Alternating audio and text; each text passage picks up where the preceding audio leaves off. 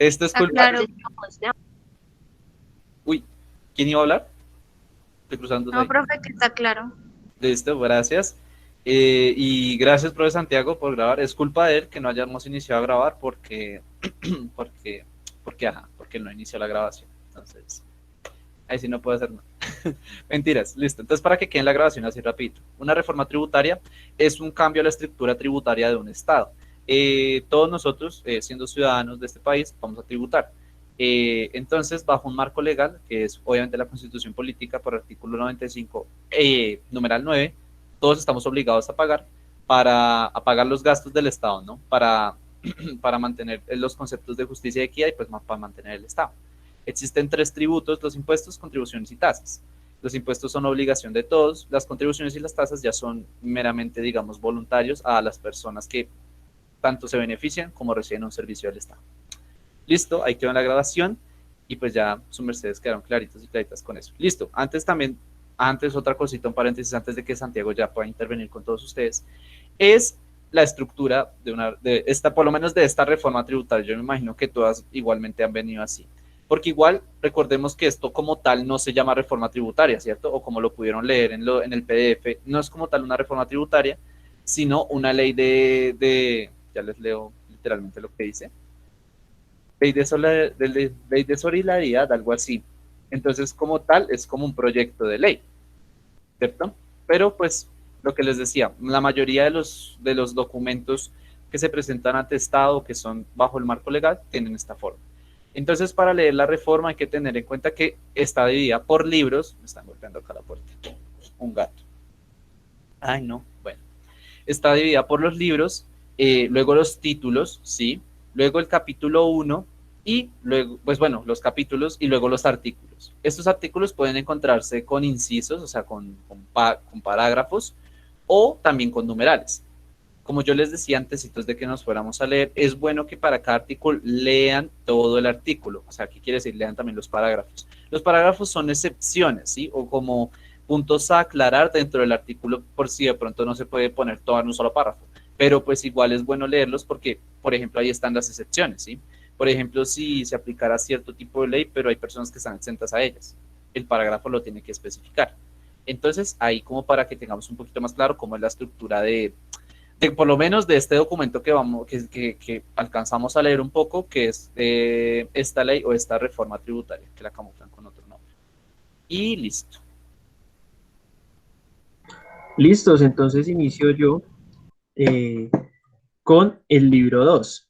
¿Cuál es el libro 2? El libro 2 nos comenta el tema del fortalecimiento y focalización del gasto social. No sé si lo pudieron notar las personas que estaban en sus grupos, que esta reforma tributaria en primer momento dice que es para erradicar la pobreza y la pobreza extrema. Así nos la vendió el gobierno, ¿no? Nos dicen, la reforma tributaria es para erradicar la pobreza y la pobreza extrema. Entonces, en este libro 2 nos van a contar, nos van a empezar a contar cómo es este tema del fortalecimiento y la focalización de los recursos en el gasto social. Entonces, el artículo 15, que es el que inicia este libro 2, nos habla del programa de ingreso solidario. ¿Qué nos dice el programa de ingreso solidario?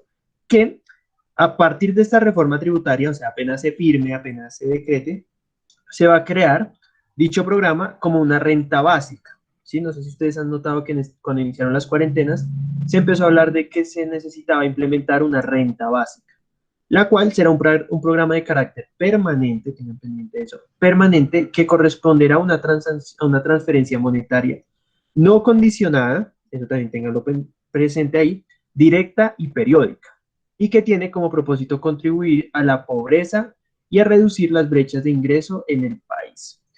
Cuando nosotros hablamos de que es una transferencia monetaria no condicionada, nos pusimos a buscar qué era eso, qué era ese cuento de que no sea condicionada. Y nos encontramos un ejemplo muy factible para las personas que estamos acá. Por ejemplo, el beneficio, el subsidio de Familias en Acción es un subsidio que es condicionado. ¿Por qué? Porque para tú hacer parte de Familias en Acción tienes que cumplir ciertas cosas, como por ejemplo tener un CISBEN por debajo del TAN, y no poder pasar a una EPS. Entonces, por ejemplo, si tú estás en Familias en Acción y te pasas a EPS, que son estas empresas protectoras de salud, creo que se llama así la EPS, pierdes totalmente el beneficio de Familias en Acción, porque es un beneficio condicionado. Cuando hablamos de no condicionado, es que, por ejemplo, tú puedes pasarte, por ejemplo, tú eres pobre, así, pobreza extrema, y te pasas a EPS, pues no hay ningún problema, porque vas a seguir recibiendo tu subsidio y tu beneficio de, de ingreso solidario. Más adelante veremos un poquito el tema de la contradicción, pero pues bueno, entonces ahí para que lo tengamos presente, ¿no? Es un subsidio no condicionado, directo y periódico. Empresas promotoras de salud, gracias, profe. Entonces, puedes cambiar a la siguiente. Listos, en el artículo 16 ya sabemos que se va a crear ese programa de ingreso solidario y demás. Entonces, aquí nos hablan de que las definiciones son que únicamente para los efectos del presente título se tendrán en cuenta las siguientes definiciones. Es decir, un momento. Perdón. Entonces, para este tema, solamente se van a tener en cuenta dos grupos de personas, que son las personas que estén en pobreza o pobreza extrema. O sea, ya vemos que hay cierta condición para pertenecer al beneficio de ingreso solidario. Entonces, tan no condicionada no es, porque ya hay una condición, ¿sí? Tú tienes que estar en pobreza o pobreza extrema, según lo diga el CISBEN o demás entidades. Además, la brecha de ingreso será dada por lo que nos diga el DANE, o sea, de tanto tu línea de pobreza, en dónde vives, en qué localidad vives y demás. Entonces ahí eso también lo tiene presente esta reforma. Como que tú eres pobre y tú vives en cierta parte de la ciudad, entonces mereces recibir tanto dinero. Siguiente, profe. Profe Darío. Señor, ya la cambio. Sí, profe Darío, ¿qué pasa? Listo. En el artículo 17 nos hablan de los beneficiarios. ¿Quiénes serán beneficiarios en este tema? Entonces, nos comenta que serán beneficiarios los hogares que se encuentren en situación de pobreza o pobreza extrema, de acuerdo con los grupos de clasificación que a su vez cumplan con los criterios de focalización establecidos por el gobierno, así como las condiciones de acceso cuando haya lugar a ellas. Y más abajito nos dicen que, por ejemplo, si tú recibes un subsidio de Familias en Acción, de Jóvenes en Acción, de Adulto Mayor, este ingreso de programa solidario va a ser un complemento, ¿sí? O sea, solamente te van a complementar con este ingreso. O sea, como que no es como que digan como que, tú tienes Jóvenes en Acción, entonces no puedes recibir el programa de ingreso solidario. Sí lo puedes recibir ya que es complementario. Y no importa si tú no estás con otro subsidio, también puedes recibir el tema del programa de ingreso solidario. Entonces ahí para que lo tengamos presente. ¿Listos, profe?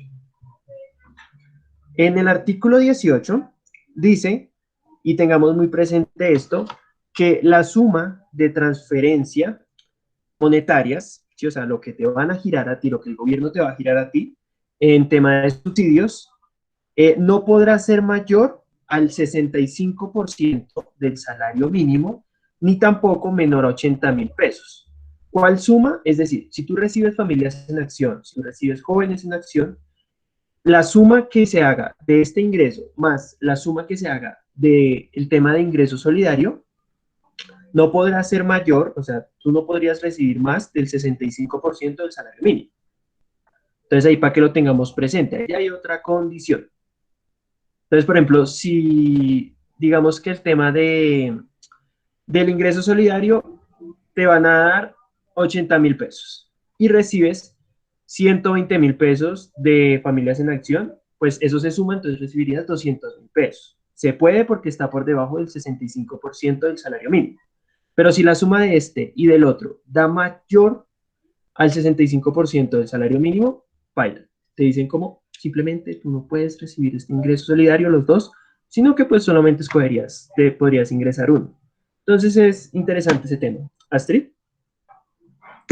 Sí, profe, es que quería como también compartir una cosa, pues que yo recibía, con lo de Familias en Acción, yo recibía 80.000, ¿cierto?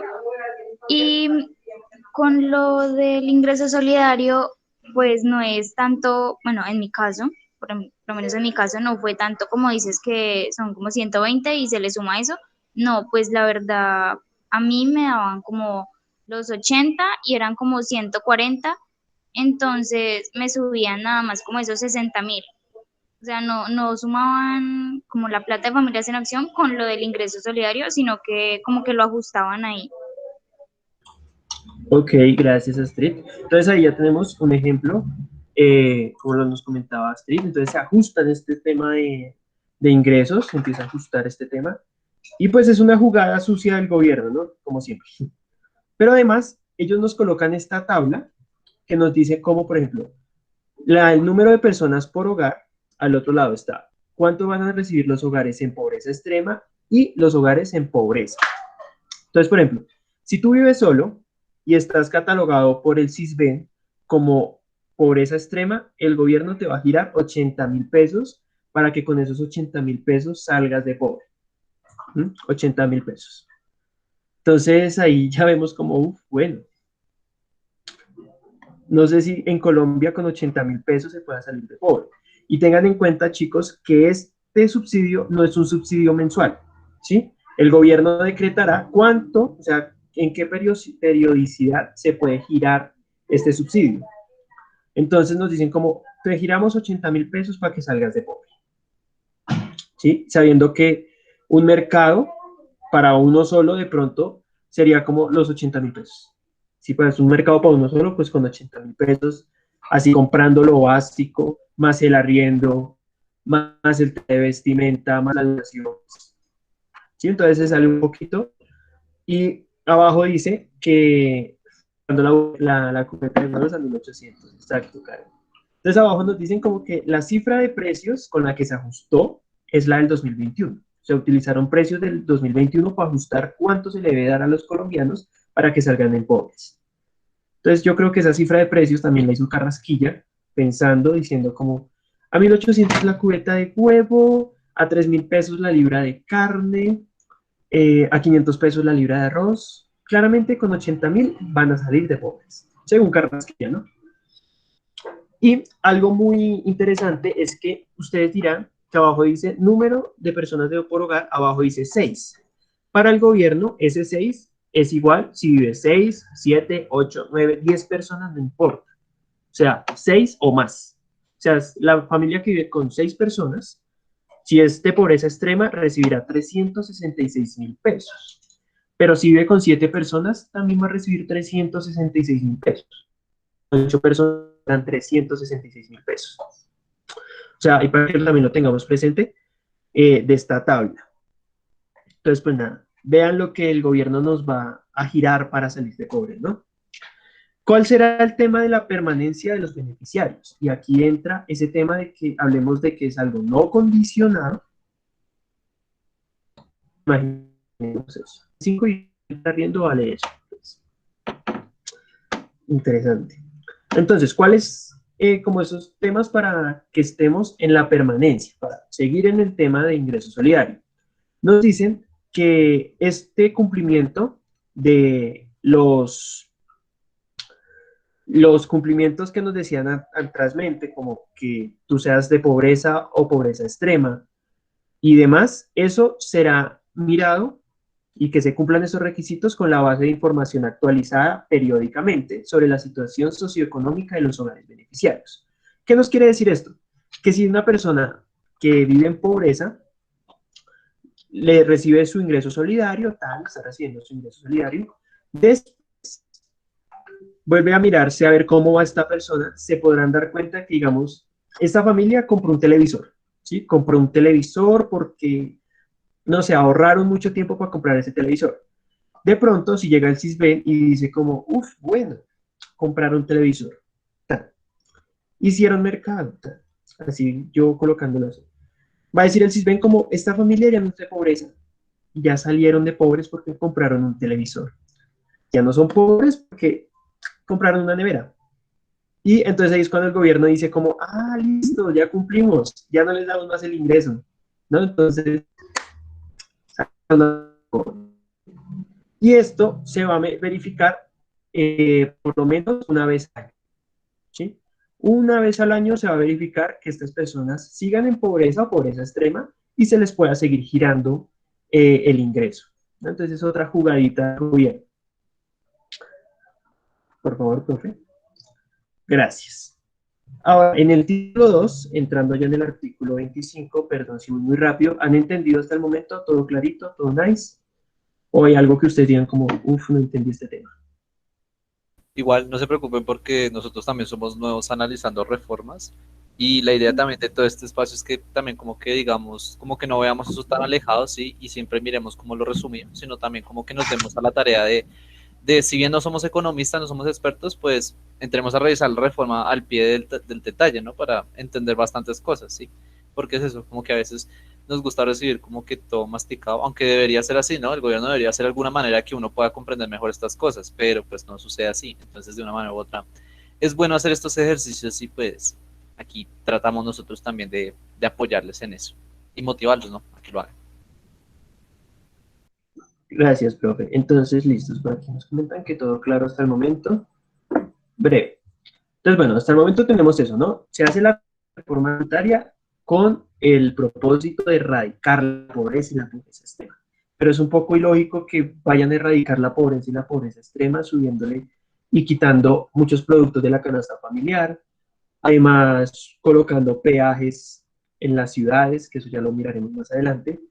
O sea, ¿cómo carajos quieren quitar la pobreza, erradicar la pobreza, si con esta reforma lo que quieren hacer es empobrecer más al colombiano? Entonces son cosas que uno se pone a pensar y analizar eso. Pero listos. En el título 2, en este artículo 25, que es un artículo que nos debe preocupar a nosotros los jóvenes, sí, porque es que nos toca directamente a nosotros, nos dice que los empleadores, es decir, las empresas y demás, que contraten a la población que se señala a continuación, ya vamos a ver qué población, solamente estarán obligados a efectuar por estos trabajadores la cotización al sistema de riesgos laborales. O sea, solamente tendrán que pagarle el tema de ARL, lo que es aporte del sistema de salud, pensiones, el pago, aportes para fiscales y afiliarlos a las cajas de compensación familiar, pues no estarán obligados. O sea, el gobierno les dice, como ustedes contraten a esa gente y solamente pague ARL, que todo bien, todo nice, no hay problema. Ustedes no están obligados a pagarles nada más. Entonces, así es como quieren incentivar el empleo, ¿no? Por medio de la precarización del mismo.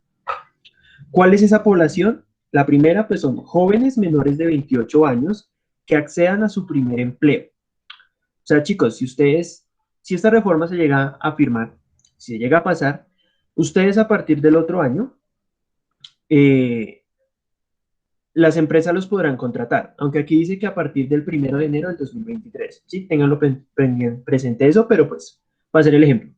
A partir del próximo año, las empresas les dirán como vengan, nosotros los contratamos, pero nosotros solamente vamos a pagarles el sistema de ARL y demás, lo que es sistema de salud, pensiones y canasta y cajas de compensación familiar. Ustedes verán cómo lo pagan de su sueldo que ustedes reciben. Entonces ahí ya uno empieza a decir como, uff, bueno, ¿me van a sacar de pobre con esta reforma o me van a seguir hundiendo en la pobreza? Sí, entonces ténganlo ahí también pendiente de eso. ¿Qué otras personas? Por ejemplo, las personas que no sean beneficiarias eh, de la pensión de vejez, familiar o de sobrevivencia. ¿Qué quiere decir? Las personas que no estén cotizando pensión o que pues ya por su edad pues ya es imposible que reciban una pensión, pues las empresas también las cogen como, venga para acá, trabájenos y precaricemos todo este tema. El tercero, pues son las personas en situación de discapacidad no inferior al 25%. Si ustedes no lo sabían, las empresas pueden contratar personas con discapacidad para exentuarse en el pago de ciertos impuestos, ¿sí? Entonces, muchas veces eso es lo que hacen las empresas, ¿no? De coger a las personas con cierta discapacidad, les dan un empleo, ya sea, no sé cómo, lléveme estos papeles allí, lléveme estos papeles allá, y esto lo hacen simplemente con la vaina de que les bajen impuestos o no pagar cierta cantidad de impuestos. Entonces también es un juego ahí maquiavélico de ellos. La siguiente, profe. Listos. Además, a esto se le suman las personas mayores de 40 años, que durante los últimos 12 meses, perdón, las mujeres mayores de 40 años que durante los últimos 12 meses hayan estado sin contrato de trabajo. Entonces también cogen a las mujeres mayores de 40 que saben que si están en un empleo, pues dirán como, bueno, pues ya me toca trabajar en esto, no tengo más opciones, pues hagámosle. Y, pues las empresas muchas veces se aprovechan de eso para, ¿para qué? Para explotar y explotar y explotar a esas personas que saben que si se salen de ese empleo, pues va a ser muy difícil que consigan otro.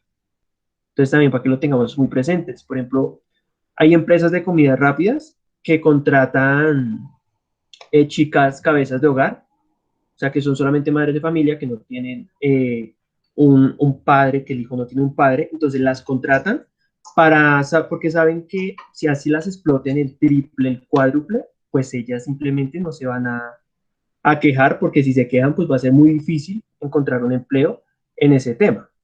Entonces ahí también para que lo tengan en cuenta las empresas, no es como que, ay, tan bonita esa empresa está contratando madres cabeza de hogar. No, lo hacen con la intención de que, pues simplemente, si las llegan a explotar mucho, pues no se van a retirar. El profe Darío levantó la mano. Sí, digamos que ahorita con mi grupo les estaba compartiendo la experiencia que yo pasé por una de estas empresas tercerizadoras de TV y digamos que justamente pasa eso. Ellos no te aseguran ni siquiera un sueldo, ¿sí? Y la seguridad social tampoco te la pagan. Pero sin embargo se van a gloriar con el hecho de que con ahí van a tener crecimiento laboral, ¿sí? Que van a ganar grandes sumas de dinero si le apuestan y le meten todo el empeño del mundo, pero pues obviamente, por ejemplo, ese campo era de ventas. Imagínense ustedes hacer ventas en la calle en estos momentos de pandemia, ¿sí? Primero eso, primero que tenga que ser venta en la calle y luego en tiempos de pandemia. Y justamente lo que nos dice la profe Julia, son contratos por prestación de servicios nada más o incluso contratos por corretaje los llegan a llamar, que simplemente tú ganas según por comisión, ¿sí? No tienes ni un salario base, ni siquiera seguridad social. Entonces también lo que hacen es, por ejemplo, te hacen, si tú estás en una EPS, por ejemplo, especial, tipo de la policía, que fue en mi caso, eh, te dicen a ti, no puedes seguir trabajando con nosotros porque con esa EPS no podemos hacer tratos. Entonces lo que te dicen es, afíliate a otra EPS para que lo tengamos en el sistema, pero nosotros igual no te vamos a pagar nada. Básicamente yo tenía que seguir siendo independiente, que es algo que ustedes cuando crezcan van a tener que entender y va a ser muy doloroso, de hecho, el hecho de que ustedes tengan que ser, por ejemplo, cotizantes independientes.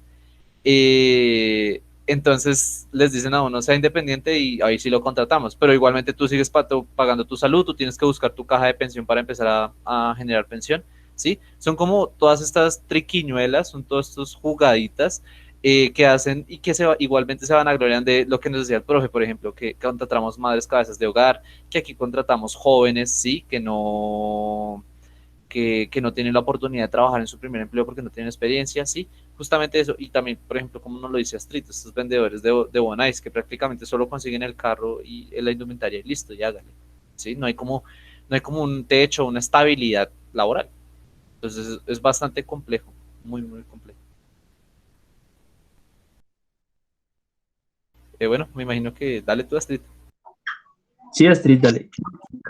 No, pues es algo como una experiencia, pues no tanto como personal, sino algo como familiar, con eso mismo de Bonais. Por eso lo puse ahí, porque pues nosotros teníamos una amiga muy cercana a la familia y ella empezó a trabajar en eso porque pues literal no tenía experiencia pues en nada y pues estaba muy difícil conseguir trabajo. Eso fue pues hace como unos 3 años más o menos. Sí.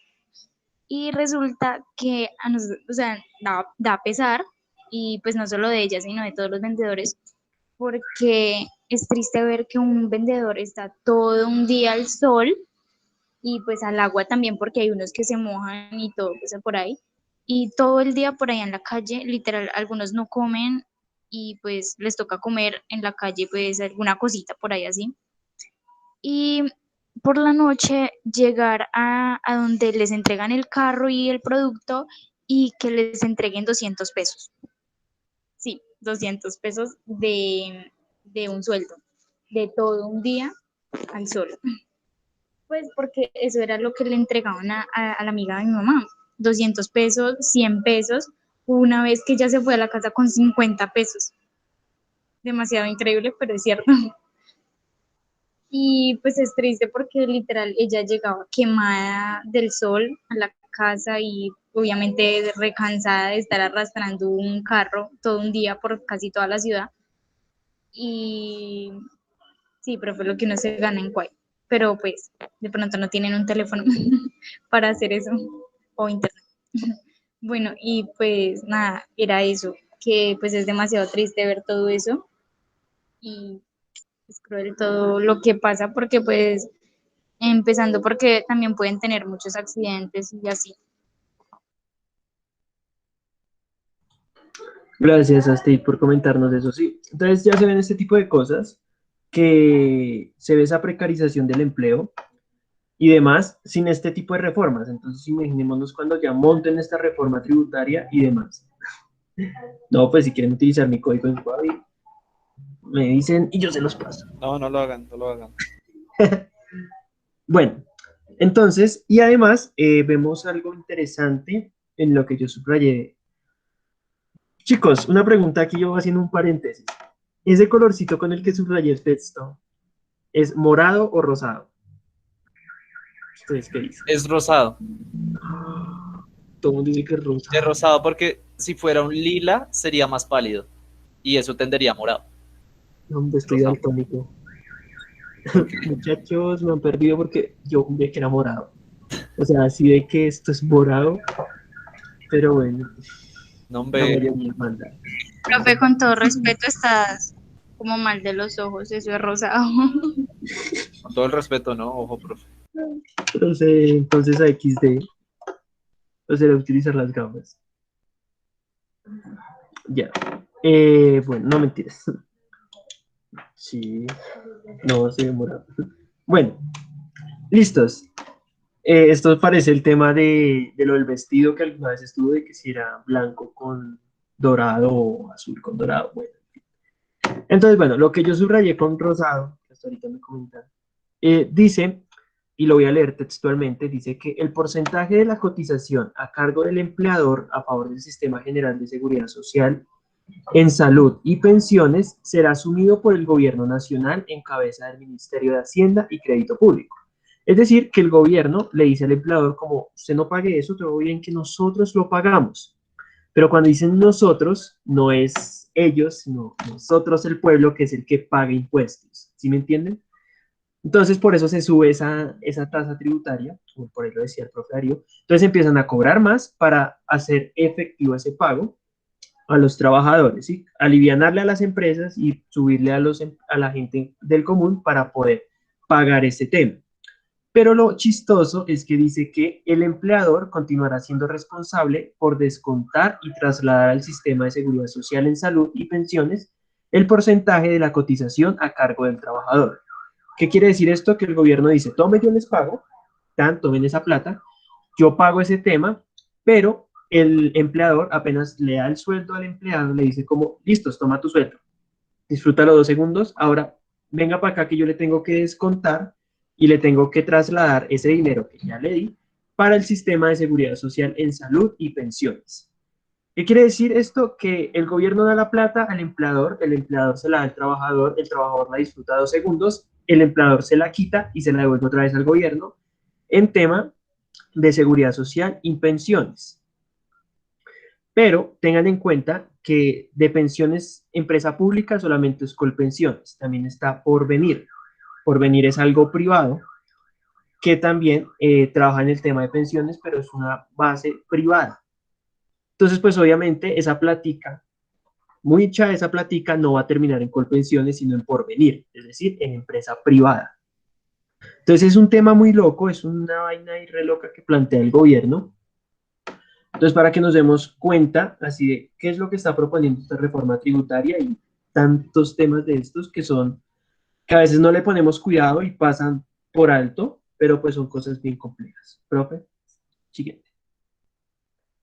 Y esto, tengámoslo muy presente de lo que yo les explicaba. Listo, las empresas pueden contratar a esta población, como ya les dije, los jóvenes menores de 28 años que tengan su primer empleo, las mujeres mayores de 40 años que lleven un año sin trabajar, las personas con discapacidad y tal, pero esto va a ser por cupos.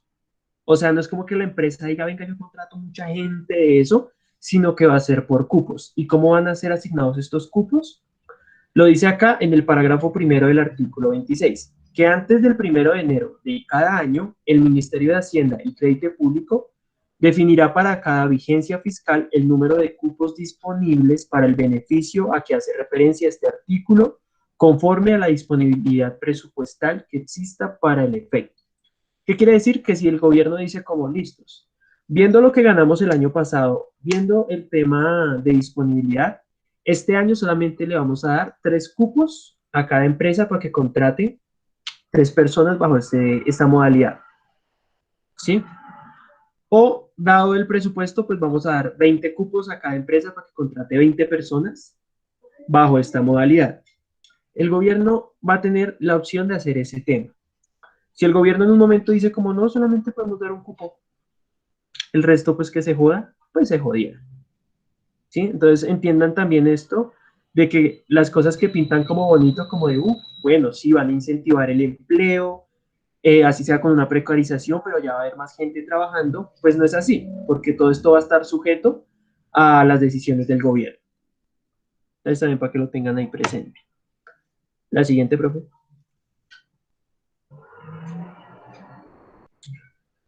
Ahora, dale, profe, tú sigue, avanza tan, pero iba a hacer la pregunta de que si había alguna duda, algún tema, alguna duda hasta el momento.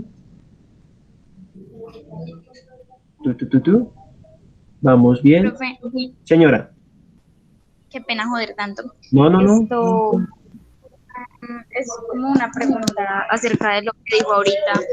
Dale. Listo, entonces, digamos que cada año, no sé cómo explicarlo, digamos que este año, poniendo así personas de acá, un ejemplo nada más, ahí me disculpan, digamos que a Lauri, al profesor Juan y como a Sergio, digamos, este año les dan como, quedan como beneficiarios, ¿cierto? Sí. Entonces, ¿siguen quedando como para siempre o solo es este año? Ya que pues el otro escogen como otros 3 cupos, algo así. Muchas gracias por esa pregunta, Steve. Está muy interesante. El contrato que le pueden firmar a ustedes es un contrato de mínimo 2 años y máximo 5 años. ¿Me entienden? Las empresas bajo esta modalidad les pueden firmar un contrato a ustedes de 2 años. ¿Sí? Les dicen como usted va a estar trabajando con nosotros por 2 años. Ya después de los 2 años, pues si quieren, se lo renuevan. O si no, pues les dicen como muchas gracias por todo, por sus servicios prestados, adiós. Entonces ahí para que también lo tengan presente, muchas gracias Astrid por la pregunta, porque es importante. Entonces ahí en la reforma lo dice, que solamente contratos mínimo de 2 años a máximo 5 años. No sé qué empresa los vaya a contratar por 5 años, pero Listo, profe.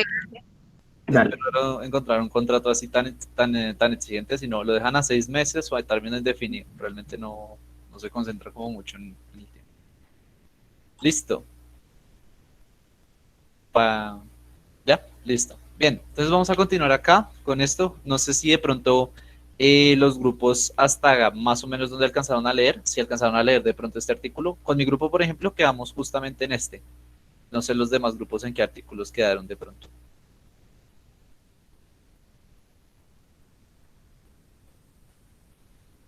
Uy, pero no me responden todos, por favor. Y pues yo tomando la vocería de mi grupo, que fue un grupo muy áspero, llegamos hasta el 25. Ah, bueno, no son tan ásperos porque no llegaron hasta acá. No, porque nos pusimos a pensarlo más. No estoy diciendo nada. Más digo. Listo. Listo, el grupo del profe llegó hasta el 27. Hicimos llegar a interrumpir. Gracias, Astrid, gracias. Mentira. ¿Dónde los demás grupos qué? ¿O no leyeron? Se pusieron a jugar. Veo, está interesante el comentario que mandaron al grupo. Está muy interesante. Muy interesante eso. Bueno, listo, no tienen que responderme igual. No mentiras. Bueno, pues entonces ya vamos a entrar al título 3, que es medidas de austeridad y eficiencia del gasto. Recordemos que estamos pasando por un momento de crisis y un momento de pandemia donde realmente los gastos que por sí ya se proponía el Estado y que a veces muchas veces ni siquiera cumple, pues ahora se le alteraron justamente con toda la pandemia. Por lo tanto, pues quedó un hueco bastante grande y digamos de deudas, de cuestiones que de pronto, gastos que surgieron de más y gastos que tuvieron que cubrir para todo el tema de la pandemia y pues bueno, el del año vigente. Entonces, ¿qué sucede? El artículo 33 nos habla de que va a haber una limitación de los gastos a nivel nacional en los periodos del 2022, 23, 24, 25 y 26. Quiere decir por 5 años. 5 años vamos a tener el límite de gastos a nivel nacional. ¿Qué quiere decir? Que si bien el gobierno se propone un presupuesto cada año, ¿cierto? Cada año dice este es el presupuesto nacional y pues lo va repartiendo según las necesidades que tenga. Pues ahora va a decir, pues no, en estos periodos de vigencia lo que sucede es que va a haber un límite de gastos. Quiere decir que los gastos que ellos, obviamente, no, porque eso no lo decimos ni siquiera nosotros, sino ellos, que ellos consideren que no son necesarios, pues van a ser limitados o van a ser extenuados. Pero ¿qué sucede? Que el límite de gastos a nivel nacional no va a ser como tan así que ellos van a coger hacia la lupa y van a decir esto y esto, ¿no? Sino que van a limitar todo. Literalmente van a limitar todo el gasto nacional. Por lo tanto, el presupuesto general va a bajar, el presupuesto para el área de educación va a bajar, para salud va a bajar, para todos los sectores que tenga que cubrir el, ok, el Estado, no van a tener un límite de gastos. Por ejemplo, si anualmente tenían un número de gastos, digamos, preestablecido, pues ahora tienen que reducir los costos, tienen que comprar material de menor calidad, tienen que hacer mantenimiento de una más baja calidad, todo prácticamente tiene que limitarse a lo estrictamente necesario. Eso quiere decir austeridad, o sea, cuando digamos que la situación está compleja y hay que quitarse esos lujitos, entre comillas, porque igual lujos no nos dan. ¿Qué sucede? Hay 3 parágrafos. Vamos a tomar 2 nada más por ahora. El primero nos dice que esta medida no afecta a las Fuerzas Armadas. ¿Qué quiere decir esto? Que el gasto que se invierte en armas, en equipamiento, en ascensos, ¿sí? Todo lo que tiene que ver con la parte militar no va a ser tocado por eso. Por lo tanto, su presupuesto va a ser exactamente el mismo. Entonces, pues digamos que es complejo, ¿no? Porque no es por meter propaganda ni nada de eso, ¿no? Pero pues es bastante complejo cuando un país, por ejemplo, financia más su gremio militar o su parte militar que, por ejemplo, su educación o su ciencia, ¿sí? Eso me recuerda, no sé, a los gobiernos fascistas, porque ellos eran muy de vivir de la cuestión militar, por lo tanto, ellos hacían unos desfiles todos deslumbrantes, invertían bastante en tecnología militar y toda esta cuestión y demás cuestiones. Santiago me está hablando por el WhatsApp. Sí, vaya, saque el perro. Perdón. Es que Santiago me está hablando por el WhatsApp y me distrae un poquito. Pero bueno, entonces, como les decía, esto me recuerda mucho, no sé, últimamente he estado viendo un poquito sobre Segunda Guerra Mundial y toda esta constitución de los gobiernos de Alemania e Italia, y digamos que era bastante recurrente que el gasto militar era como la prioridad y la propaganda. Entonces, uff.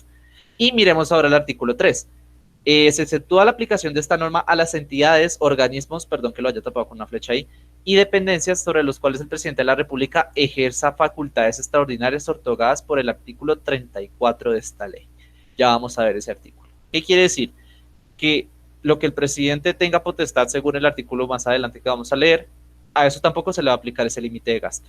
Entonces, por ejemplo, si el presidente se levanta una mañana y dice, no, hoy no quiero limitar el gasto de la educación, pues entonces no se va a limitar el gasto de la educación.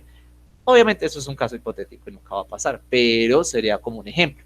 En donde el presidente tenga facultades de decidir, pues obviamente ustedes saben que la rama ejecutiva, legislativa y judicial funcionan de manera independiente, ¿cierto? Que se conectan, sí, pero tienen funciones totalmente distintas. Pero si el presidente tiene la potestad de inferir en este tipo de cosas, pues lo puede hacer.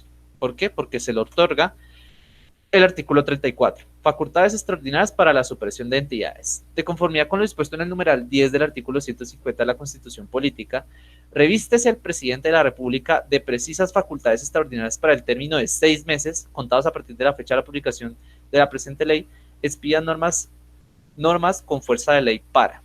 Entonces aquí yo no coloqué, digamos, para qué exactamente puede, digamos, puede ejercer esas cuestiones o facultades extraordinarias.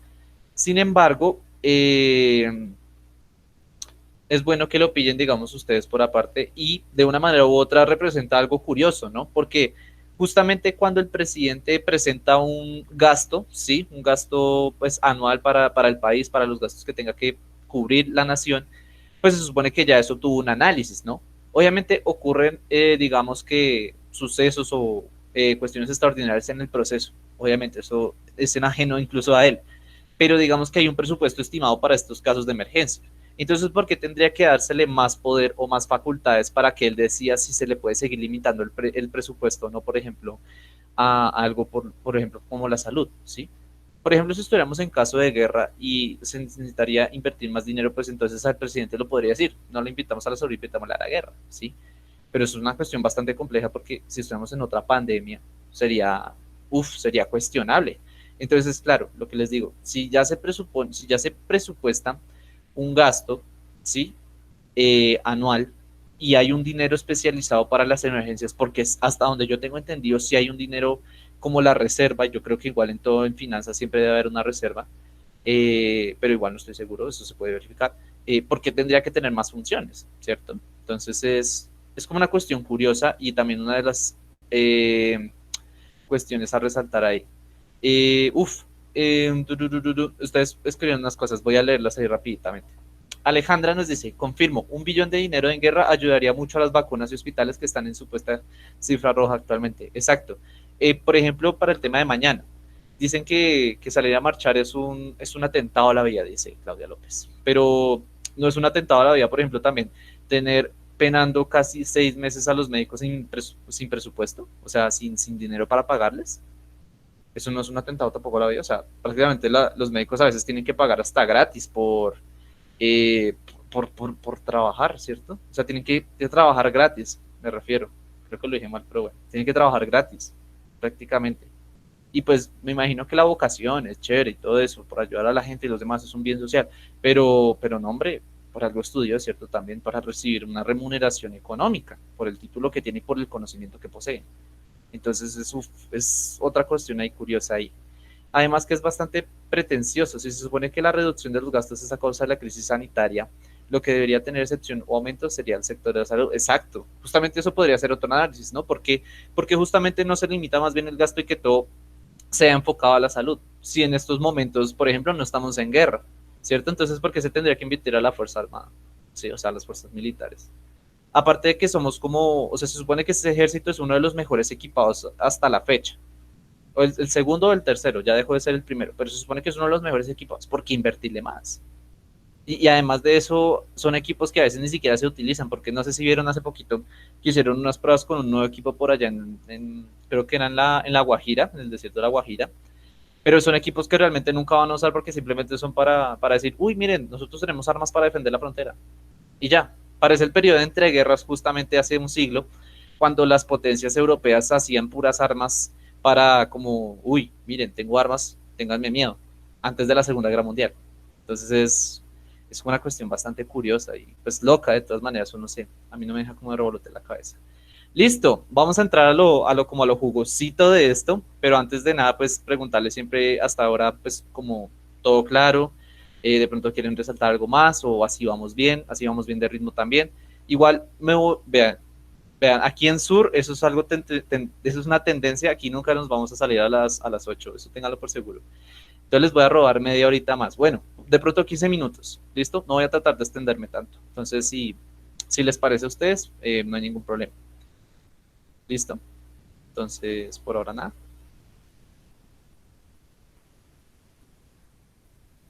Listo, Astrid. Muchas gracias. Dale. Sí, el tema, aunque a mí me genera un poco de sueño, pero pues es bueno, es interesante saberlo y es bueno analizarlo. Porque igual, por ejemplo, si salen a marchar mañana, pues tienen que ir con argumentos, ¿no? ¿Viste el noticiero esta mañana? Los presentadores trataban de decir, ay, esperen. Exacto, Sergio tiene razón. Este tema requiere igual de tiempo para la preparación, o sea, para comprenderlo de una manera u otra. Lo estamos hablando también ahí con la profe Juliet. Los presentadores trataban de decir que marchas mañana era responsable, que está mal porque estamos en tercer pico de pandemia. Ya está el presidente de la CUT hablando de que es bueno salir mañana. Y a buenos argumentos, sin embargo. Sí, por ahí vi que estaban entrevistando al presidente de la CUT, de la Central Obrera, de las Centrales Obreras. Y justamente él estaba mencionando los puntos y todo eso. Y pues básicamente ustedes saben que, bueno, pues más adelante de pronto si tenemos alguna sesión para esto lo veremos, el poder de los medios de comunicación, a qué fines sirve, ¿no? Entonces, cómo estos medios de comunicación también tratan de primerazo ya manchar la cuestión de las marchas, de primera instancia, ¿sí? Para que la población que no esté segura o que igualmente dice que marchar es malo, esté más segura de decir que es malo, porque justamente pintan lo peor de la persona, por ejemplo, de este señor. Igual, en cualquier estudiante, por ejemplo, si yo saliera, ojalá nunca salgan un noticiero de esos, y me preguntaran los motivos, pues yo daría mis motivos y todo eso, pero igual ellos van a contraatacar y me van a decir, pero estamos en el tercer pico de la pandemia, ¿sí? Entonces, claro, utilizan también como esa cuestión de lo emotivo, de como que salvemos vidas porque se está muriendo todo el mundo, Jesús. Entonces es lo que les decía anteriormente también, ¿no? O sea, como que listo, sí, claro, salir a marchar obviamente representa un riesgo biológico, no solo de la vida como tal, sino riesgo biológico de COVID, pero entonces no habría que salir a marchar si las cosas fueran más justas, si a los médicos les pagaran, si a los profes de nuestra universidad, no sé si Santiago les ha comentado que en nuestra universidad ahorita los profes de contratación especial, o sea que no tienen como contrato fijo, tampoco les han pagado, que maten líderes sociales, que los indígenas tengan que ir a recuperar sus propias tierras por sus propias manos y igual los maten, que la gente no pueda dormir con un plato de comida, ¿sí? O sea, todas estas cosas, eso no es un atentado a la vida, o sea, es que claro, cuando Claudia López dijo es un atentado contra la vida, pero hay tantas cosas que también son un atentado contra la vida, que ese peso quita el otro peso de las marchas, o sea, realmente la marcha es totalmente significante frente a todo esto que sucede y no nos podemos quedar quietos. Listo, voy a tratar de leer ya los últimos y continuamos, listo, para que no nos quedemos acá porque igual están a las dos personas hoy, por favor avancen. y sí, les dijeron que deberíamos aplazar las marchas y él dijo que no porque el gobierno firmaría a medianoche cuando el pueblo no se da cuenta y lo calló. Sí, y es que justamente ustedes pueden ver, esto en cualquier momento lo firman en la noche, o sea, es que eso no,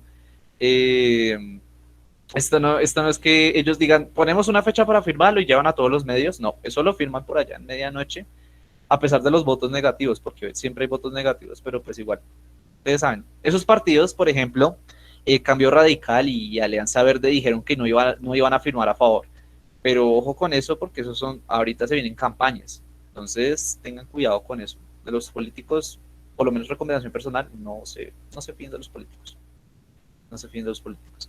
La gobernadora del Valle ahorita no hacía sino decir que no sabíamos que viniera una pandemia, esas cosas, claro.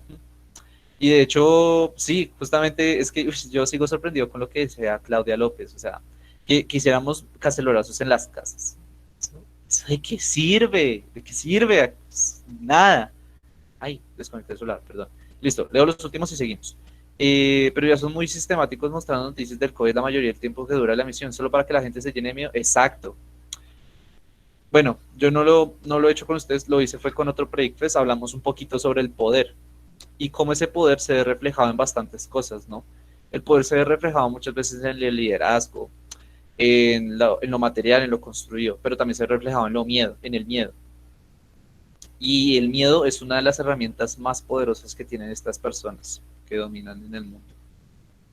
Y ante el miedo es muy difícil se puede combatir, pero es muy difícil de combatirlo, porque justamente en cuanto causas más miedo, más es el miedo que le tienes al miedo, ¿cierto? Entonces más te alejas de él para evitarlo. Y para solucionarlo hay que acercarnos a él muchas veces, o hay que afrontarlo.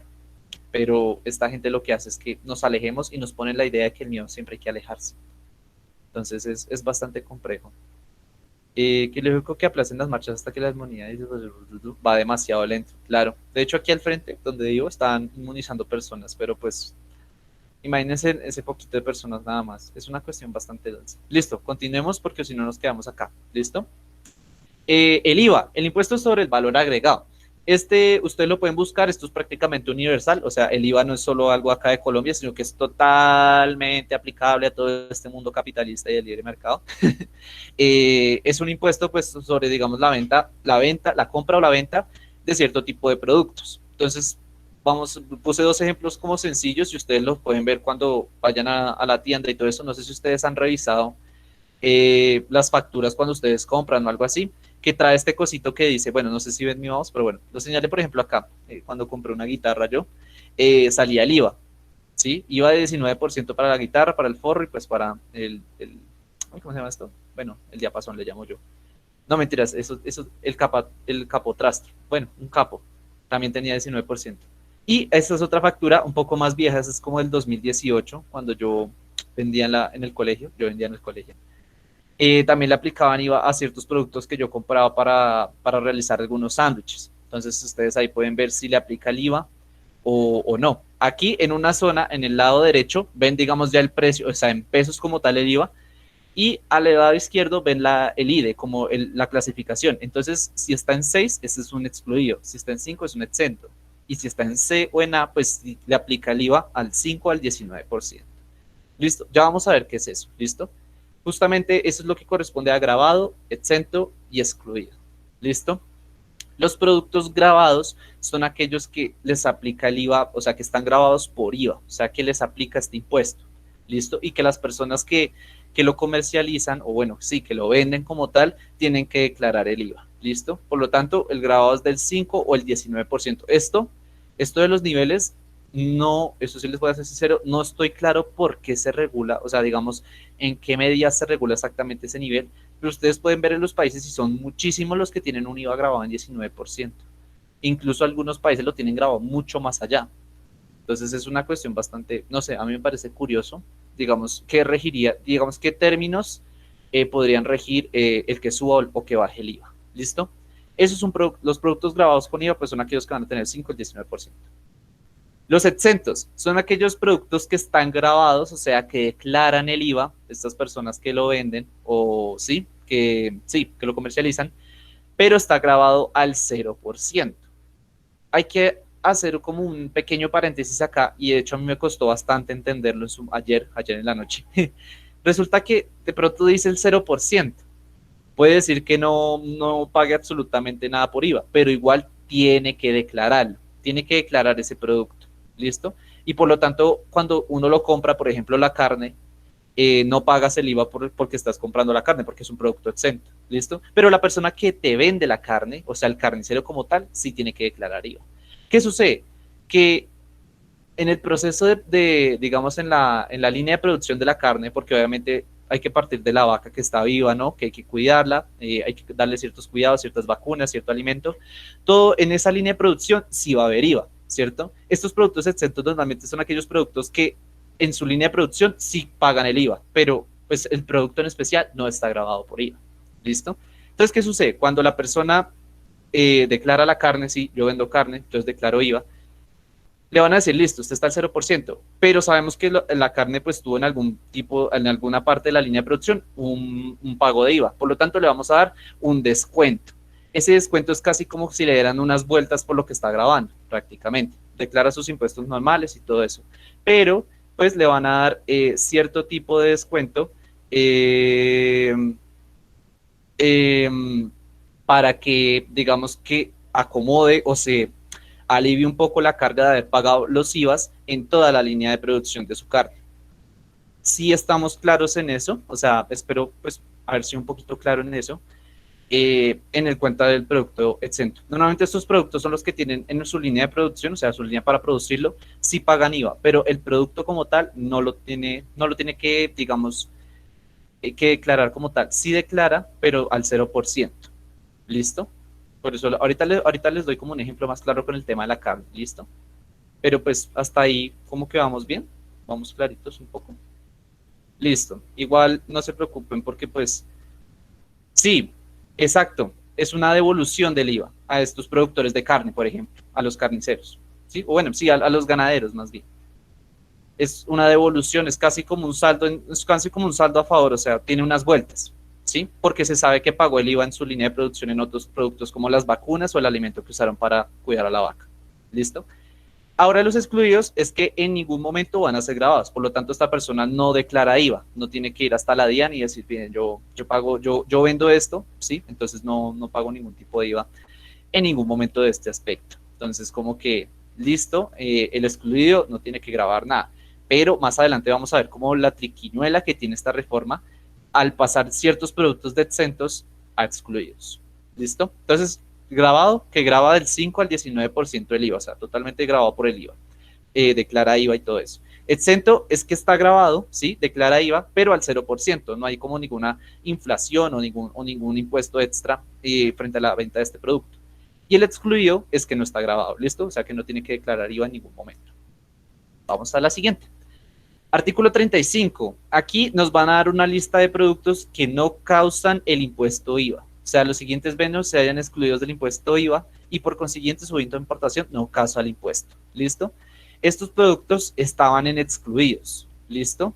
Ay, miren, Santiago volvió. Santiago estaba en exento y ahora está excluido. Ah, chiste malo. Estos productos que van a ver en la lista estaban en la lista de exentos, pero con esta reforma tributaria, si se llega a aprobar, van a pasar a la lista de excluidos. ¿Listo? Traté de buscar por todos los lados en la legislación qué productos son grabados, porque eso debe estar en algún lugar, pero no la encontré. Ahí sí les dejo la tarea a ustedes, porque si se encuentra el artículo donde están los productos excluidos, que aquí ya no lo está dando, de hecho, artículo 424. ¿Listo? Pero digamos que no encontré los que son grabados en especial. Entonces, pues, les quedo debiendo eso, les quedamos debiendo eso, y pues, si lo quieren buscar, sería bueno que me lo pasaran, porque sí me quedó como sonando la cuestión de qué productos están grabados en la actualidad. ¿Listo? ¿Listo? Entonces, yo no puse toda la lista es súper extensa porque es una nomenclatura para clasificar eso, pero volvamos al ejemplo de la carne. Carne de animales de especie bovina, fresca o refrigerada. ¿Listo? Esta carne está exenta, por el momento está exenta. Si se aprueba el artículo, va a pasar a ser excluida. ¿Listo? ¿Qué sucede? Como les explicaba en el ejemplo, la carne pasa por un proceso, ¿no? Hay que cuidar a la vaca, hay que conseguir a la vaca, hay que vacunarla, hay que tenerla en un lugar, ¿cierto? En todo este proceso para obtener la carne, hay que pagar IVA en algún punto, las vacunas, el alimento. En alguno de esos lugares se va a pagar IVA. ¿Listo? Entonces, el hecho de que esté exenta quiere decir que la persona graba IVA, o sea, la graba, entonces declara IVA ante la DIAN y dicen, mire, mi producto es exento. Entonces la DIAN le dice, listo, entonces está grabado al 0%. Por lo tanto, va a tener un saldo a favor para que, digamos, alivie un poco la carga de los IVAs que pagó en su línea de producción. Lo que les decía, normalmente estos productos que están en exentos es porque en algún momento de su producción pues pagaron IVA. Entonces no es necesario grabarlos con IVA. Bueno, no es necesario, no lo ven necesario. ¿Qué pasa cuando la carne pasa a ser excluida? Quiere decir que la persona ya no va a la DIAN, ya no tiene que reportar la carne como que vendo carne, entonces ya no declara IVA, pero ya no va a recibir tampoco ese beneficio extra porque pagó el IVA en los otros lugares. Entonces, ¿qué sucede? La persona puede entrar en pérdidas, ¿no? Porque claro, al menos ese excedente que le daban le ayudaba para pagar el tema de las vacunas, por ejemplo. Pero ahora si no tiene para pagar las vacunas, ¿qué tiene que hacer? ¿Qué tiene que hacer la persona? ¿Qué creen ustedes que tendría que hacer el vendedor de carne? O bueno, la persona que vende la carne. Porque justamente no hablo solo del carnicero del carnicero de las tiendas, de la fama, sino que hablo de por allá del ganadero, que tiene digamos, la res. Y sí, los bovinos son las vacas. Astrid, listo. Karen dice subir el precio. ¿Estamos de acuerdo? ¿Estamos de acuerdo todos y todas en que toca subir el precio?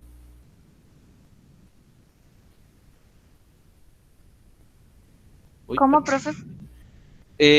te decía, mira, la carne ahora de exenta pasa a ser excluida. Por lo tanto, entonces al ganadero no le van a dar un saldo a favor de él, ¿sí? Ya no tiene que declarar el IVA, por lo tanto ya no recibe este precio.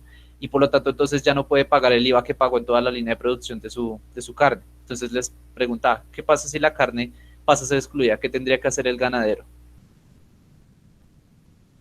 Entonces Karen nos dice que subir el precio. Entonces yo les pregunto, ¿todos estamos de acuerdo en que sube el precio? Ojo, no, pues lo que piensen ustedes, no es como, pues, no estoy esperando una respuesta correcta, tranquilos. Profe, pues sí, porque pues si no le van a pagar, él debería pues sacar algo de ganancia de todo lo que se gastó. Exactamente, y lo que nos dice Alejandra, el ganadero deberá definir su precio propio. Exacto. El ganadero, entonces, básicamente lo que nos decía Karen, tendrá que subir el precio. De una manera u otra, el ganadero tiene que ganar en algo, ¿sí? porque no es simplemente el vender pan por hacer pan, ¿sí? O sea, tiene que ganar algo. Entonces lo que tendrá que hacer es subirle a la carne. Ahora, ese es el ejemplo de la carne, si la carne pasa a ser excluida. Imagínense todos los productos de esta lista que de pronto en su línea de producción pagan IVA, pero que ahora no van a recibir esta comisión o este saldo a favor cuando declaren sus productos en ceros. Pues todos los productos van a tener que subir de una manera u otra porque se pierde entonces su beneficio de haber grabado y pues de haber pagado el IVA en la línea de producción, ¿cierto? Todos los productos de esta lista pueden estar sujetos a que suban de precio. No nos van a cobrar IVA, sí, pero igual los productores tienen que subirle el precio, porque es que no pueden andar perdiendo los productos así por así. Entonces les ponía el ejemplo de la carne. ¿Sí? Entonces es bastante complejo porque también, por ejemplo, cuando le suben a la gasolina, todos los productos suben, ¿no? Porque obviamente el costo de la gasolina, el transporte de los productos es más largo. Cuando sube el transporte de la gasolina, pues el ganadero tiene que pagar más. Entonces, ¿qué tendrá que hacer también con la carne? Subirle más. ¿Qué genera todo esto? Un efecto dominó, ¿cierto? Donde todo va a subir prácticamente. Prácticamente nos van a obligar a ser vegetarianos, exacto. Pero imagínate si también, por ejemplo, los pesticidas o todos los elementos de la química para cuidar los cultivos también suben, que es prácticamente lo que los obligan a los campesinos a usar ahora. También hasta eso sube. Y si el transporte sube también, todo eso sube. Entonces es bastante complejo. Es súper, súper complejo. Aquí vemos en esta lista animales vivos, carne de animales de especie bovina congelada. Aquí tengo otro ejemplo, leche de nata, productos constituidos por componentes naturales de la leche, queso fresco, huevos de gallina, huevos fecundados, huevos frescos, miel, semen de bovino. Bueno, el semen de bovino sí no sé realmente quién compraría, pero pues me imagino que para inseminación o nada, no sé. También por ahí en la lista está el arroz, están las semillas de algo más. Pueden verse la lista completa en ese artículo, ¿listo? Pero no la puse completamente. Aquí puse el tema, aquí el queso y los huevos. Por ejemplo, para las gallinas, exactamente lo mismo. Para las gallinas hay que tenerles un cuidado. Hay que tenerles, por ejemplo, el maíz que se les da para comer, de pronto vitaminas, ¿sí? Para que produzcan los huevos más rápido, ¿sí? Suplementos, el lugar donde se guardan, ¿sí? Sus cuidados. Todo eso también consume IVA en algún momento. Si ya no reciben, digamos, por tener gallinas, ya no graban IVA, si los pasan a ser excluidos, ya no les darán el beneficio de que sean exentos, ¿sí? Ya no habrá un saldo a favor de IVA. Entonces, ¿qué tendrá que hacer también? Subirle a los huevos, porque tienen que ganar algo. Como son los campesinos urbanos, ¿sí? Pues me imagino que con huertas, ¿no? Porque hasta donde yo entiendo es por el tema de las huertas. Me imagino yo que podría ser así una forma de ser campesino urbano. Exacto, tener huertica en el patio. Eso, huertas caseras, me imagino yo. Búsquense, ahí nos deja tareita, Astrid creo que es, nos deja tareita de volvámonos campesinos urbanos, busquemos qué son campesinos urbanos. Es bueno recuperar un poquito esa tradición, ¿no? Entonces es interesante, de una manera u otra, encontrar como que, digamos, una alternativa. Listo. Ya vimos esa parte. Hay unas excepciones también, o sea, digamos que hay otros productos que no clasifican en la tabla. Por ejemplo, esto, las municiones y material de guerra reservado y por consiguiente de uso privativo y los siguientes elementos pertenecientes a las fuerzas militares y Policía Nacional. Y mencionan un poco de elementos pues que utilizan las Fuerzas Armadas. Porque las Fuerzas Armadas no declaran IVA prácticamente, ¿cierto? Primero se les está dando un gasto extra, ¿cierto? O sea, prácticamente no se les está limitando el precio, digamos, la limitación del gasto a lo que se le invierte a ellos. Y ahora no tienen que pagar IVA por los productos que compran. O sea, eso no, de una manera u otra, el que paguen por una bala para el Estado también no ayudaría un poco a los gastos de esa bala también. Pues es que es bastante loco. Es bastante complejísimo toda esta cuestión del IVA y qué declara y qué no declara. Ahora miren esto, los servicios de conexión y acceso a Internet de los usuarios residentes rurales de estratos 1 y 2. Hay una cuestión acá y es que también esto lo tratan de aplicar a las ciudades. Entonces imagínense los que son de estrato 3 en adelante. Tienen que declarar IVA en la cuestión del Internet. Y es algo que ha ocurrido también bastante por ahí en los resúmenes. Yo no lo logré encontrar, o sea, personalmente yo no logré encontrar el lugar exacto donde lo hice, pero pero me imagino que por allá debe estar, porque varias personas lo han confirmado. No sé si sea el plan, no sé si de pronto sea por paquete y nada de eso, no sé, eso sí no estoy seguro, porque la reforma como que no lo especifica. Dice, o sea, literalmente tal cual lo ves ahí, así lo dice. Entonces, no te podría responder eso. Ah, hay otra cosita que también hay acá, y justamente ya les decía, la tarifa de la gasolina. La tarifa de la gasolina va a tener también una sobretasa. Una sobretasa es básicamente que le van a subir el precio. Entonces, miren, parece precios pequeños, ¿no? O sea, decir, uff, la gasolina municipalista y tal va a costar 940 pesos. Pero es que miren el precio ahorita de la gasolina en Bogotá y súmenle el precio que le van a grabar ahora a partir de esta reforma. Y lo que les decía, si la gasolina sube, prácticamente todos los productos que son transportados suben, porque obviamente el traslado es más costoso, porque la gasolina es más costosa, por lo tanto, el conductor tiene que pagar más y tiene que cobrar más para recibir algo de ganancia, porque no todo se puede ir en el carro, ¿cierto? Uf, de hecho sí, Astrid, ya vamos para allá y con eso vamos a cerrar de pronto, que es el tema. ¿La puedo cambiar? ¿Sí?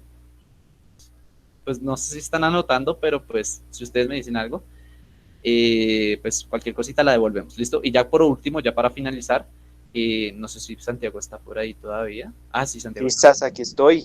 Ah, bueno, bien, bien, bien, bien, bien. Es que creo que me ha dejado solo. Listo, Jamás. listo, bien, bien, bien. Ya voy a terminar y los soltamos, muchachos. Ya, esto es lo último. Los peajes en la ciudad. Miren lo que dice, artículo 156, peajes en ciudades capitales. Las ciudades capitales podrán, previa autorización del Consejo Municipal o Distrital, instalar peajes dentro de su jurisdicción en las vías que se encuentren a su cargo, como fuente de financiación para la infraestructura de la movilidad, que contribuya a la sostenibilidad, mejoramiento y expansión de esta. Lo anterior, sin que medie concepto vinculante previo al Ministerio del Transporte. Para la fijación y cobro de los peajes, se observarán los siguientes principios. Pues obviamente me los salté porque son varios, pero imagínense eso. Y que además de eso, solo tiene que aceptarlo el Consejo de Bogotá, por ejemplo. No tiene que mirarlo el Ministerio de Transportes, sino simplemente el Consejo de Bogotá dice, vamos a poner un peaje entre la avenida 68 y la 1 de Mayo. Ejemplo ahí todo tonto. Imagínense eso. Si los peajes de por sí acá son caros, no me imagino unos regulados acá en la ciudad. Y a ver, es que hay que entender varias cosas. O sea, se supone que esto es para mejorar la infraestructura vial, pero se supone que hay un montón de programas, un montón de dinero estimado o, para mejorar la infraestructura vial, se supone. Pero ahora nos ponen peajes para cobrarnos más, cuando Bogotá, por ejemplo, es una ciudad con la de huecos que ni siquiera han arreglado en años. Eso es bastante, bastante loquísimo. Astrid nos pregunta qué es en ciudades grandes. Hay que entender, sí, yo creo que solamente en los distritos, exacto, Laura, y para robar, quieren dinero, dice una canción. Me imagino que son los distritos metropolitanos como tal y el distrito capital. Recordemos que la clasificación de las ciudades es desde los distritos metropolitanos como Barranquilla, Cali, Medellín, creo, y pues también lo que son zonas de los distritos capitales que somos nosotros, por ejemplo, como Bogotá, ¿sí?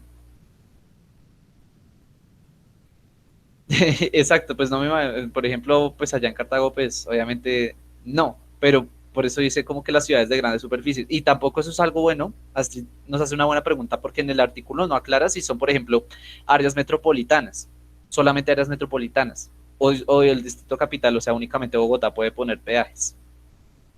Eso es algo que también sería bueno que aclararan en en la reforma, pero de todas maneras nos cobran por ir a trabajar, por ejemplo. Sí, porque obviamente, claro, si sube, por ejemplo, si hay peajes para Transmilenio, obviamente el pasaje sube. Y ya de por sí, si la gasolina subió, el Transmilenio también va a subir. O sea, eso es algo bastante, bastante, es como una cadena de efecto dominó bastante compleja. Es muy, muy, muy compleja y pues ahí como que uno queda con la zozobra, ¿no? Como que pagar más, más, más, más. Imagínense un pasaje ya 2.600, nadie lo paga. Créanme que nadie lo paga, nadie lo va a pagar. Por ejemplo, en el Transmilenio, está hablando del caso del Transmilenio. Y listo. Ah, el parágrafo. La instalación de los peajes en ciudades capitales de los que trata el presente artículo no podrán ser establecidos sobre vías de orden nacional. Pues me imagino que no lo pueden poner, por ejemplo, acá en el caso de Bogotá. Una vía nacional ya sería, por ejemplo, la autosur, la autopista sur. No lo pueden colocar ahí. O en la autopista norte, que ya da salida. No lo pueden colocar tampoco. Me imagino que en esas vías no podrán colocarlo. Pero pues sí en una calle, por ejemplo, tonta de un barrio. O sea, o no lo aclaran ahí, no dicen exactamente en qué puntos, ¿sí? Entonces uno se podría imaginar la de cosas, pero de todas maneras es complejo. Entonces es un parágrafo ahí interesante también a tener en cuenta. Exacto, nos llevó lo que nos trajo y ojalá nunca nos hubiera traído. Listo, por mi parte, pues eso sería todo. Yo creo que la del profe también, Santiago. No sé si el profe quiere agregar algo más ahí antes de finalizar. El micrófono, el micrófono, el micrófono, el micrófono. Ah, Bueno, Lauri tiene la mano levantada, dale, dale, Lauri. Laura.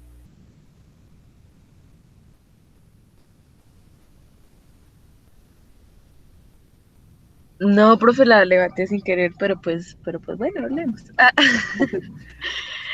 No, profe, pues que es que estaba viendo en los comentarios y pues ya todos, es curioso que ya todos estén dando por hecho que la reforma tributaria la van a aceptar y pues no, muchachos, hay que ser positivos que pues que vamos con la, que pues ya con la marcha, bueno, con muchas cosas más, pues vamos a hacer posible pues que no la aprueben, ¿no? Porque es que sí veo que todos están diciendo como que no, es que sí, como, o sea, sí están dando ya por hecho que va a ser aprobada y pues como que ya se sometieron a que la reforma tributaria va a ser aceptada.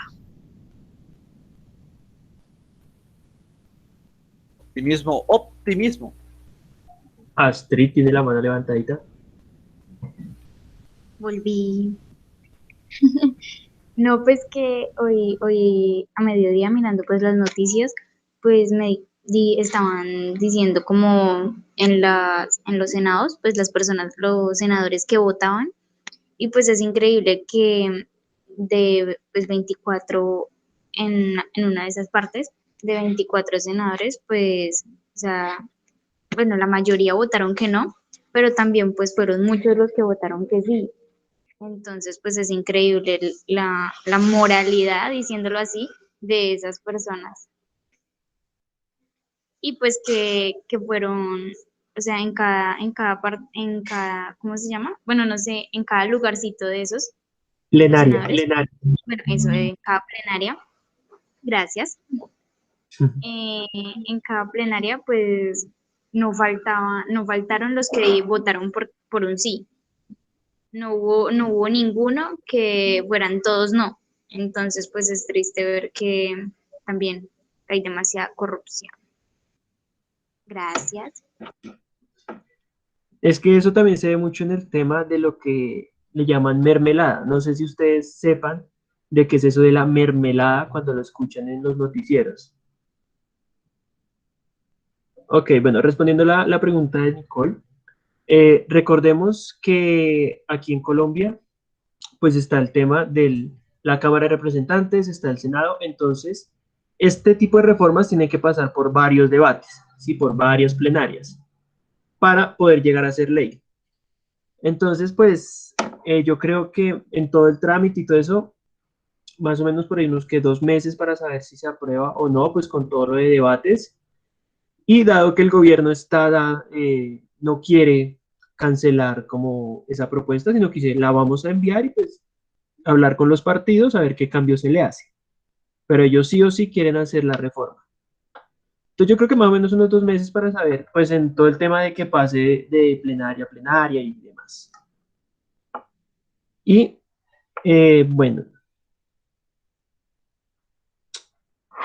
bueno, esa pregunta está interesante. Pero bueno, yo había hecho una pregunta antes. Sí, los chicos, chicas, ¿sí saben lo que es mermelada cuando ustedes escuchan en las noticias como casos de mermelada y tal, en la política, ¿no? No es como que digan, no, mermelada es un aderezo, no, Aderezo. aderezo, gracias. Y describiendo producción de alimentos, ojo ahí. No sé si han Sí, visto el video del Juan Piece, por ahí el man muy Eso iba a decir sensible. yo. Bueno, man, a ¿estás ver, entendido? cuéntanos. No, pues eso, que es cuando la gente, ¿cómo se llama? Cuando algunos de ellos, como pues lo muestran ahí, que ellos no estaban de acuerdo con la reforma tributaria y estaban dando buenos argumentos. No sé si los que, pues, para los que vieron el video, los argumentos que tenían eran realmente buenos. Y de repente este dijo, bueno, ahí cada quien coge su tajadita y pasamos por el cuello. Y al final los terminó convenciendo, así lo tomo yo. exactamente. Ok. Bueno, en términos un poquito más tan...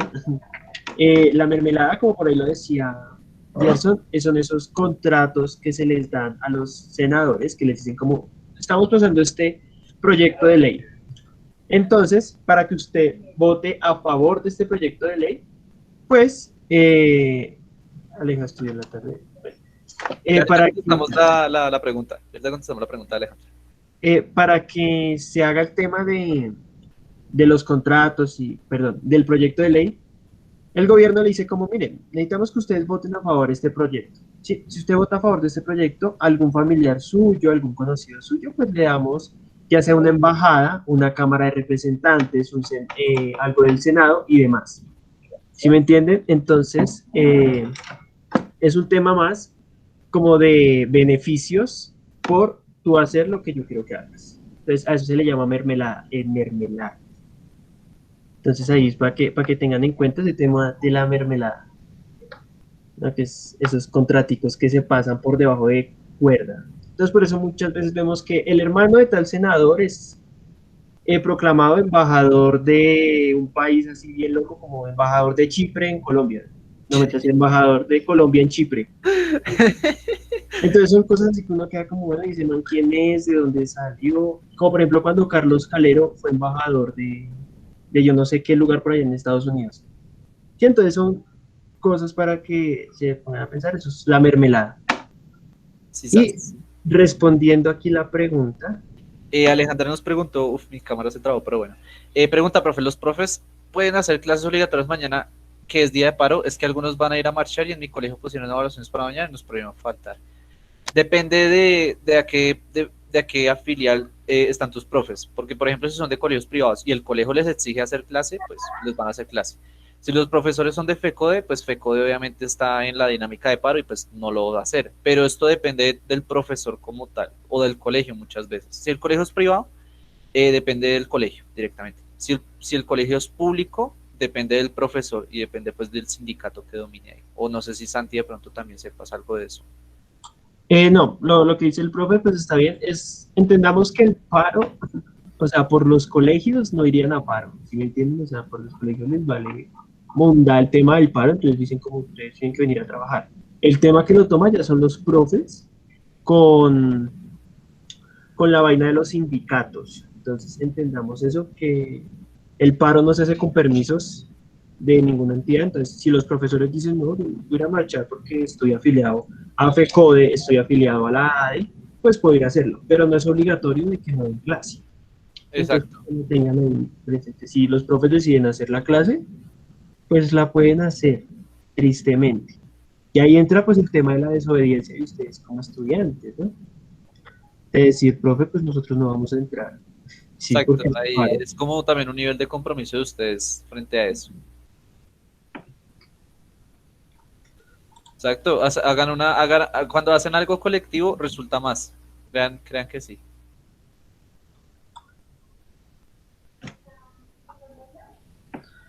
sí, pero pues también recuerden que siempre en los salones no falta la persona que dice como no, yo no paro, yo voy a clase. Entonces, pues, sí también es paila que no haya ese compromiso de los chicos como decir, no, no vayamos a clases, paro nacional y tal, y demás, pero bueno, el del primer puesto. Ay, yo era el del primer puesto, sí, No, yo era siempre el tercero. no mentiras. Entonces, pues, ajá, es, upa, Pues no sé si de pronto, ¿qué les pareció la sesión? ¿tienen alguna duda, alguna otra cuestión? Sí. Hay que pena robarles media horita más, pero ustedes saben, en Sur nunca cumplimos horarios. Uy, bueno, iba para ese punto. Chicos, profe, ¿puedes dejar de grabar? Ah, sí. Entrando a cosas álgidas.